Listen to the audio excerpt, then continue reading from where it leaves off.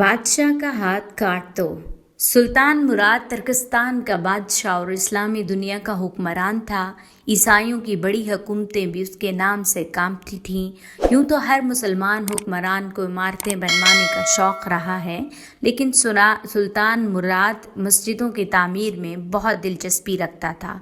एक दफ़ा उसने अपने दिल में एक मस्जिद का नक्शा बनाया। ये मस्जिद उसके ख़याल का हसीन मुरक्का थी। इस दौर में एक इंजीनियर को बुलाकर नक्शा दिखाया और मस्जिद की तामीर पर लगा दिया। वक्त गुजरता गया और मस्जिद आहिस्ता आहिस्ता बनती रही और लाखों अशरफियाँ खर्च हो गईं। आखिर मस्जिद मुकम्मल हो गई, जो फिलवाक़े एक अच्छी इबादतगाह थी। इंजीनियर बड़े दावे के साथ बादशाह के हुजूर हाजिर हुआ और अर्ज़ की कि हुजूर मस्जिद तैयार है, मुलाहज़ा फरमाइए।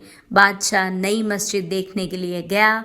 मस्जिद को हर तरफ से देखा, ऊपर से नीचे से, शमाल जनूब से, मगर इत्तफ़ाक़ देखिए कि अच्छी इमारत अपने तकाज़े के लिए बादशाह की पसंद की मुंतज़र है, मगर बादशाह है कि उसे ये इमारत क़तन पसंद नहीं आई।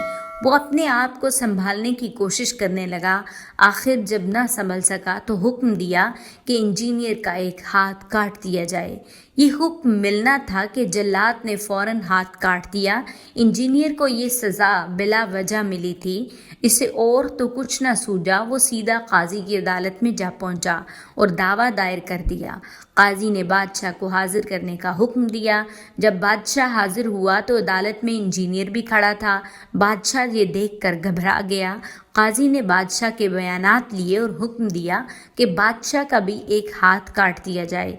इस हाथ से भी खून गिरना चाहिए ताकि वो आइंदा गलत फैसले से परहेज़ करे।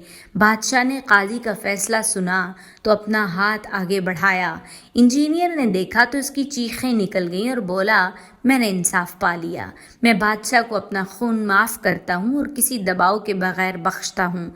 इतना सुनना था कि बादशाह की जान में जान आई और इसने इंजीनियर को बहुत सा साजो सामान देकर रुखसत किया और अल्लाह ताला का शुक्र अदा किया कि काजी इस्लामी अहकाम के ऐलान में इस कदर दलेर हैं कि बादशाह को भी मुजरम करार देते हैं।